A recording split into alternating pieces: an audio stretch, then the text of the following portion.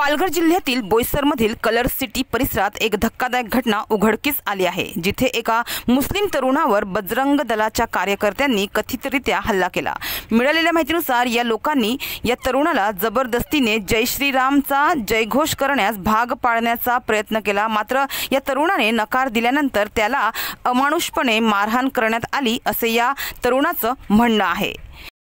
भाई कल रात को मेरे साथ में हितेन दुमाड़े ने बजरंग दल वाले लोग ने आके कलर सिटी के बाद खाना आके पेल रहा था, तो 7-8 जन लोग मिलके आके मुझे मारे। उसमें से ना शुभम तिवारी था और कुंदन था और ये शिवम सिंह था, और लोग आके धमकी दे रहे थे ऐसा, और पूरे नारे बोलते यहाँ पे कलर सिटी में जितने भी लोग मुसलमान को कटवे टुल्ले रहते हैं, गंदा गंदा गाली दे रहा था और बहुत मारा मुझे भी। रात में पूरा छाती पे, पूरे कपड़े पे, कान पे से खून निकाला और पूरा ये देखो पूरा खून निकाला। लोग ने ऐसा मारे थे, लोग ने पूरा ये देखो पूरा यहाँ पे ऐसा मारा है पूरा, और यहाँ पे कान पे खून ये पूरा किया है, और पूरा और दिमाग के नस पे भी पूरा मारा है लोगों ने, पूरा दिमाग के नस पे मारा है, और पैर भी पूरा पैर पे मार के पूरा सूजन कर दिया लोग ने।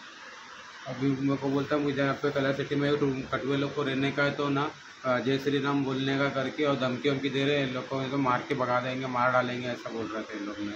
फिर जरा सब मिलके जरा इसका कारवाई करो।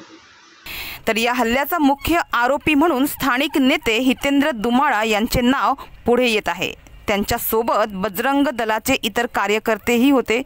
तर प्रत्यक्षदर्शींच्या माहितीनुसार हा हल्ला पूर्णपणे धार्मिक तेढ निर्माण करण्याच्या उद्देशाने करण्यात आला होता, ज्यामुळे परिसरातील सामाजिक सलोखा बिघडवला जाऊ शकतो। या घटनेनंतर स्थानिक नागरिकांमध्ये प्रचंड संताप उसळला आहे। सामाजिक संस्था आणि सामान्य नागरिकांनी प्रशासनाकडे या घटनेची उच्चस्तरीय चौकशी करून दोषींवर कठोर कारवाई करण्याची मागणी केली आहे। तर नागरिकांचं म्हणणं आहे की बोईसरची गंगा, जमिनी, तहजीब अशा कट्टरपंथी प्रवृत्तींमुळे धोक्यात येत असून हे लोक कायदा सुव्यवस्थेला आव्हान देत आहे। तर या प्रकरणी बोईसर पोलीस चौकशी करत आहे, मात्र अद्याप कोणताही आरोपी अटक झाल्याची अधिकृत माहिती समोर आलेली नाहीये। तर आपला भारत देश विविधतेने नटलेला सर्वांग सुंदर असा देश आहे। या विविधतेत एकता आहे। जात, धर्म, पंथ, भाषा, पोशाख जरी मैलांवर विविध असले तरी या विविधतेमधून भारत देशाने एकता टिकवली आहे। त्यामुळे आपणही एकता टिकवली पाहिजे। वाद करून, वाद घालून फक्त आणि फक्त वादच होतील, त्यामुळे याच्यावर एकदा नक्कीच विचार करण्याची गरज आहे।